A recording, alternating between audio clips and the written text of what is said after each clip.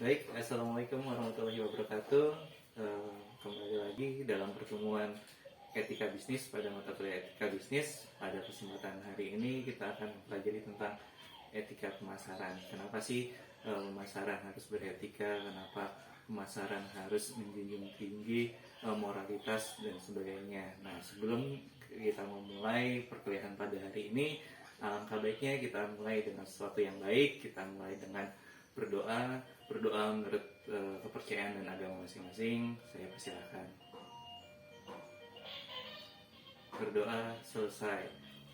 Baik, langsung masuk ke materi materi kita hari ini, pemasaran. Saya harap teman-teman semua di sini bisa fokus pada materi kita hari ini karena pembelajaran pada saat ini menggunakan sistem student learning center, di mana teman-teman yang jadi center dari pembelajaran ini. Bukan berarti saya akan memberikan banyak sekali pembahasan, banyak sekali materi kepada teman-teman semua, tapi teman-teman semua harus discovery.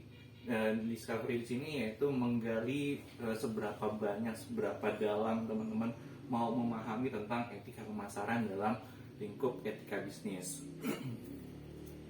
Nah, ini adalah norma dan etika bidang pemasaran. Kenapa sih ada norma, kenapa ada etika dalam pemasaran? Yang pertama, etika pemasaran dalam konteks produk. Di sini ada produk yang dibuat, berguna, dan dibutuhkan oleh masyarakat.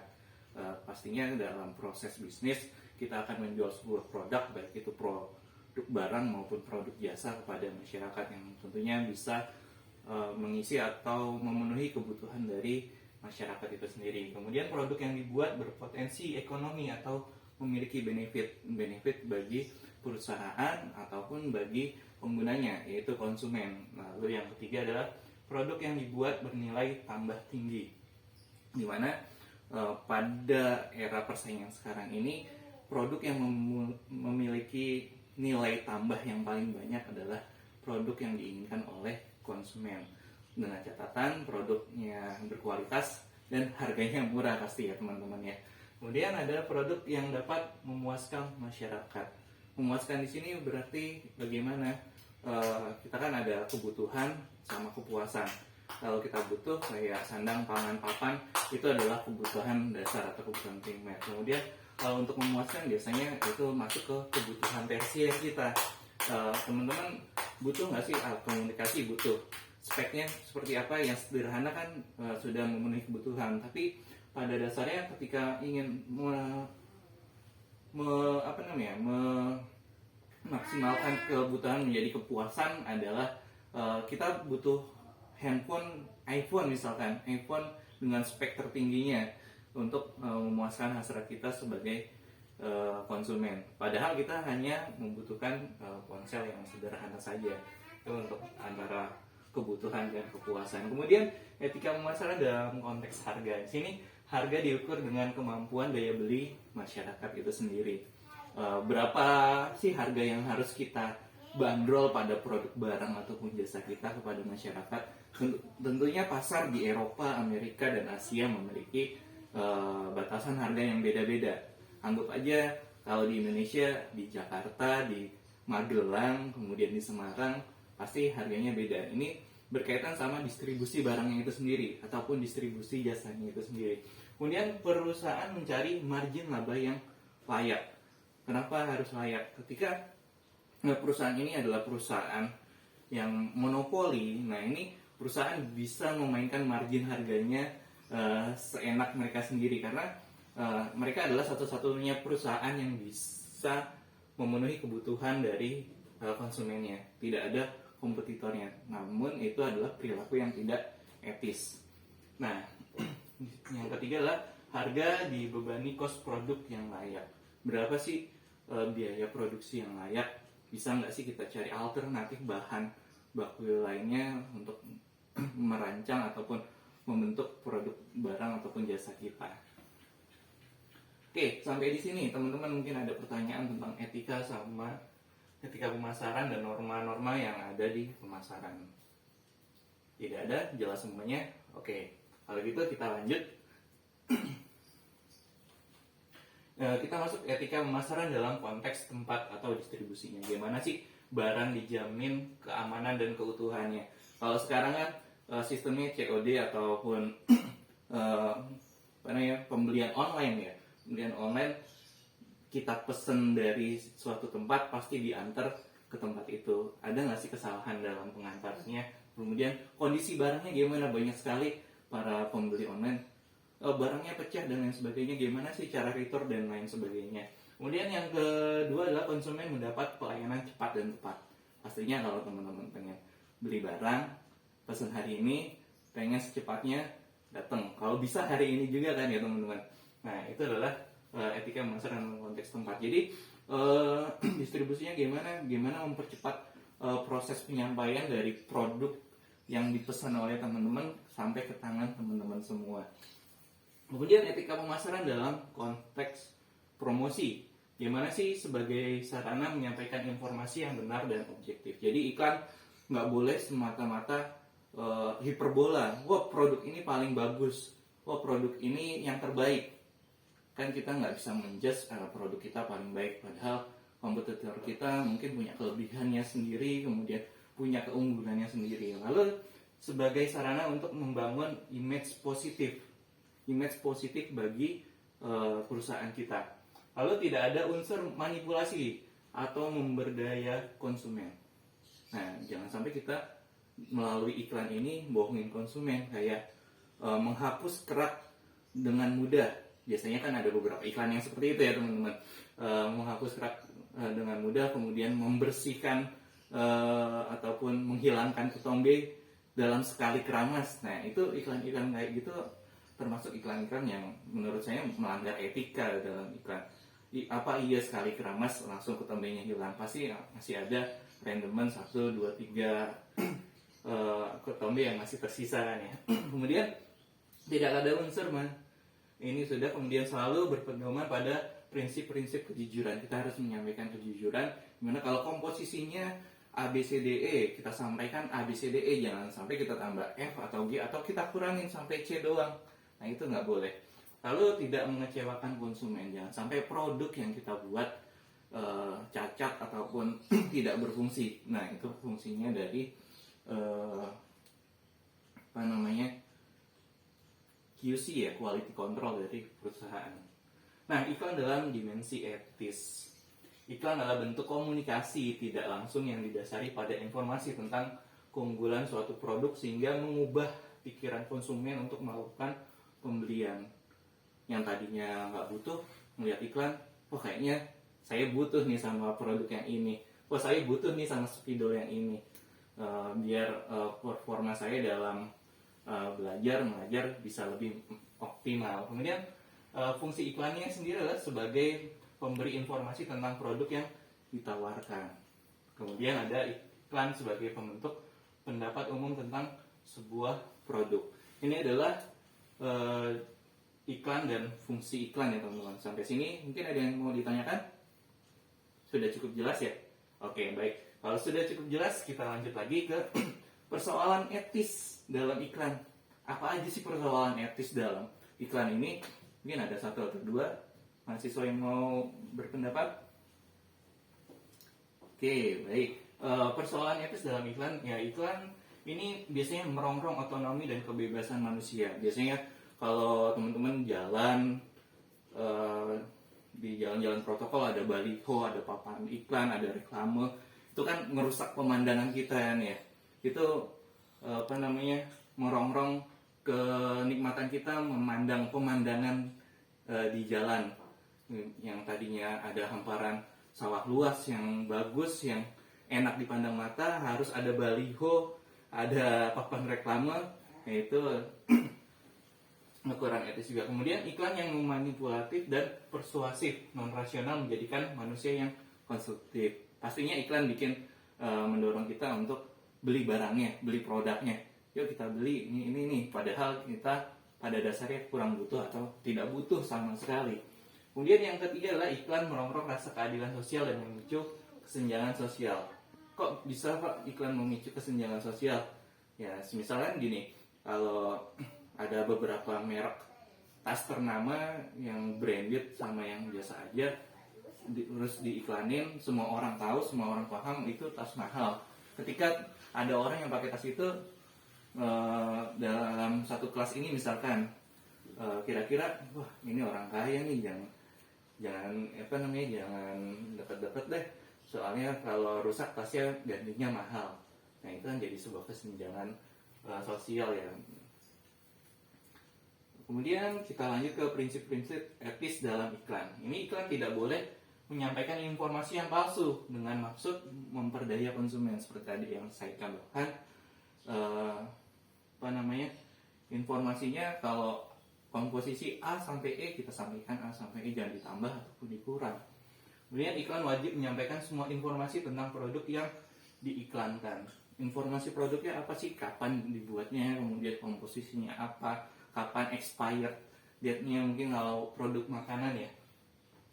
Lalu iklan tidak boleh mengarah pada pemaksaan, jangan sampai iklan harus memaksa beli ini, kalau tidak beli rugi seumur hidup.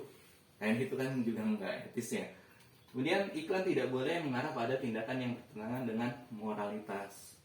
Nah iklan-iklan yang seperti ini prinsip-prinsip etis dalam iklan. Jadi kalau teman-teman lewat jalan protokol lihat iklan, ada iklan apa aja sih di situ, nanti teman-teman bisa pikirkan sambil kita materi, sambil teman-teman bayangkan selama perjalanan dari tempat teman-teman, dari rumah teman-teman ke kampus, ada iklan apa aja sih yang ditemuin di jalan. Kemudian ini adalah contoh iklan yang tidak etis. Nah, contoh iklan yang tidak etis ini saya ambil satu contoh baliho-baliho yang ada di jalanan. Nah ini ada iklan provider ya, dua jenis provider, yaitu XL dengan Telkomsel. Nah di XL ini bilang kalau dia adalah provider yang paling murah, yaitu 0,1 rupiah per detik. Ya, mereka mengklaim kalau saya loh provider paling murah, jadi pakai saya buat ngisi kartu pada ponsel kalian semua. Itu yang mau disampaikan XL sama konsumennya atau sama masyarakat luas. Jadi masyarakat luas gimana caranya mau pakai produknya XL. Kemudian ada satu lagi nih, iklan dari Telkomsel. Nah iklannya lucu, ditaruhnya di sebelahnya iklannya XL. Nah bilangnya apa? Tetangga sebelah ngomongnya paling murah, ternyata tarifnya ribet banget, jaringannya terbatas. Nah ini kan udah saling menjatuhkan ya, dimana hal yang saling menjatuhkan itu tidak baik. Kayak menjelek-jelekan itu kan bukan perilaku yang etis ya, baik dalam iklan, baik dalam kehidupan sosial dan lain sebagainya. Jadi kenapa sih balihonya dipasang pas banget di iklannya XL? Niat banget nggak sih Telkomsel pasang baliho iklan di sini? Nah ini kan jadi suatu yang bisa kita analisis bersama-sama. Gimana sih penempatan iklan yang baik, kemudian pemilihan lokasi yang baik, kemudian konten ataupun isi dari iklan itu sendiri. Kayak mengklaim dirinya paling bagus, paling superior, nomor 1 di dunia. Benar nggak sih hal tersebut? Atas dasar apa mereka mengklaim paling superior, paling nomor 1 di dunia? Kalau dibilang nomor 1 berarti kan ada kompetisi, berarti ada penilaian. Nah penilaian macam apa sih yang sudah dilakukan, baik untuk produk mereka ataupun produk kompetitor mereka? Jadi kita harus bandingkan apple to apple kalau pengen bilang produksi A lebih baik dari produk si B, si C, dan lain sebagainya. Itu yang harus jadi catatan kita semua dalam menayangkan iklan dari produk yang kita jual ataupun produk barang maupun jasa ya. Kemudian jangan sampai nih kayak yang dilakukan oleh si provider merah ini yang bilang tetangga sebelah bilangnya paling murah, bilang dengan adanya iklan dari XL yang ada di sini. Nah, ini adalah perilaku-perilaku ataupun contoh iklan yang tidak etis. Mungkin teman-teman sepanjang perjalanan ini dari rumah sampai kampus melihat iklan-iklan semacam ini, nanti kita bisa diskusi bareng. Kemudian selain gambar yang ada di sini, saya juga punya link video YouTube yang teman-teman bisa akses, kemudian bisa lihat dulu YouTube tersebut ya, link YouTube tersebut, iklan apa sih yang melanggar etika. Nah, coba saya klik ya. Ternyata nggak bisa. Sebentar. Kita simak bareng-bareng, ada iklan-iklan apa sih yang nggak etis.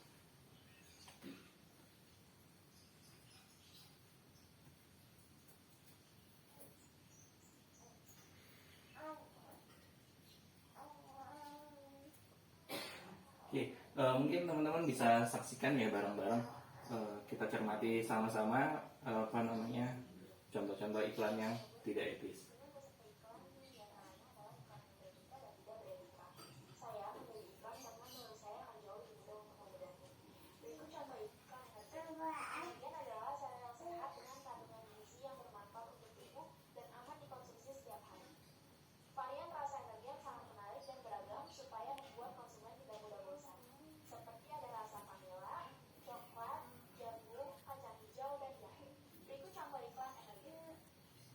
Sarapan yuk dengan Energen.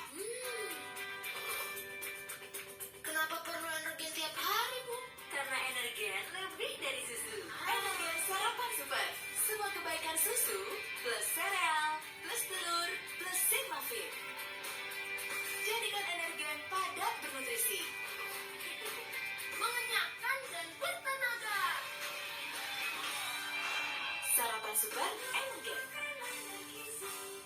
Menurut analisis saya, iklan Energen termasuk dalam iklan yang beretika karena iklan Energen bersifat informatif. Iklan Energen memberikan informasi yang sesuai dengan kebenarannya kepada penonton atau konsumen. Kemudian iklan Energen juga melakukan promosi yang menarik dalam bentuk iklan, sehingga memberikan kemudahan kepada konsumen yang tidak sempat untuk sarapan pagi. Kemudian cara untuk mengkonsumsi Energen pun juga mudah, tidak memerlukan waktu yang lama.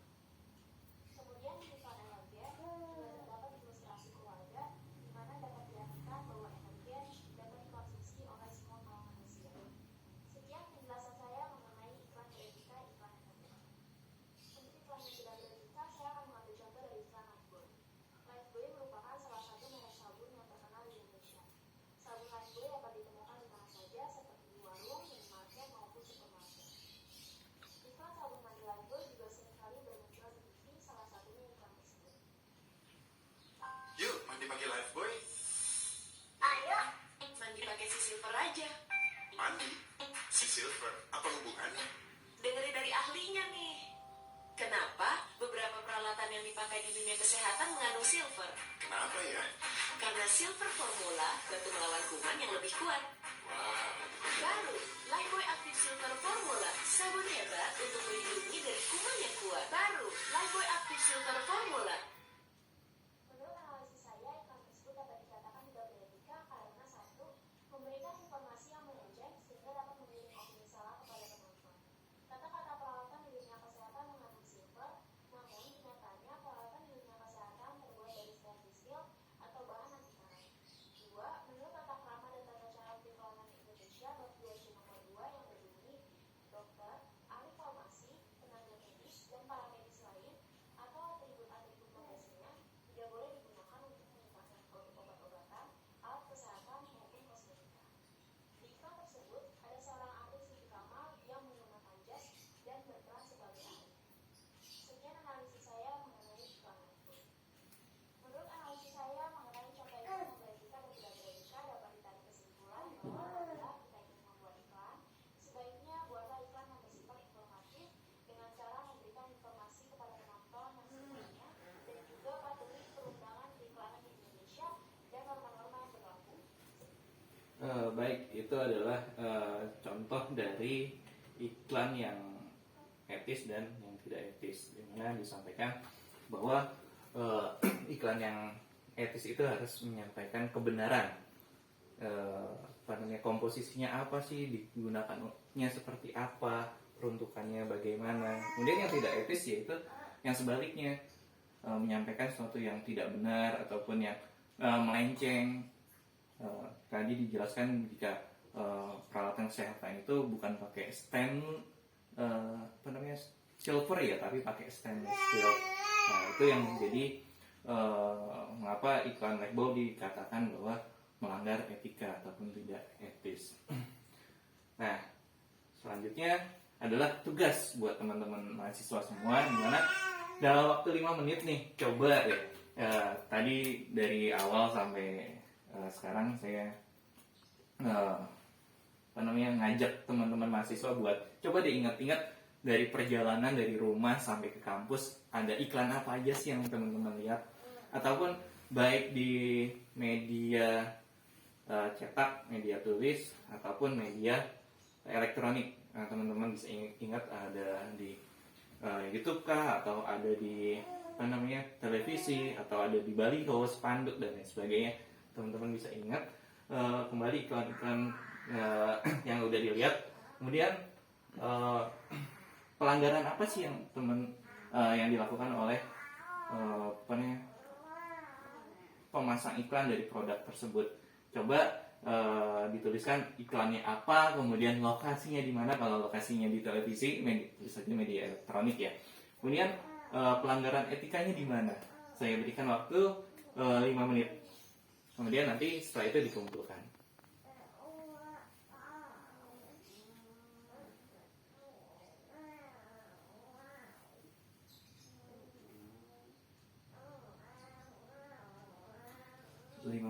Kemudian oke. Silahkan dikumpulkan untuk tugasnya di meja saya ya. Kemudian sampai sini sudah selesai pertemuan kita. Saya harap teman-teman mahasiswa di sini setelah kita diskusi dan berbagi pemahaman tentang etika dalam pemasangan iklan ataupun etika penggunaan iklan yang harus dilakukan bagaimana sebagai penopang dari etika bisnis. Bisnis kita harus beretika. Kenapa sih harus beretika? Kenapa dalam pemasarannya pun kita harus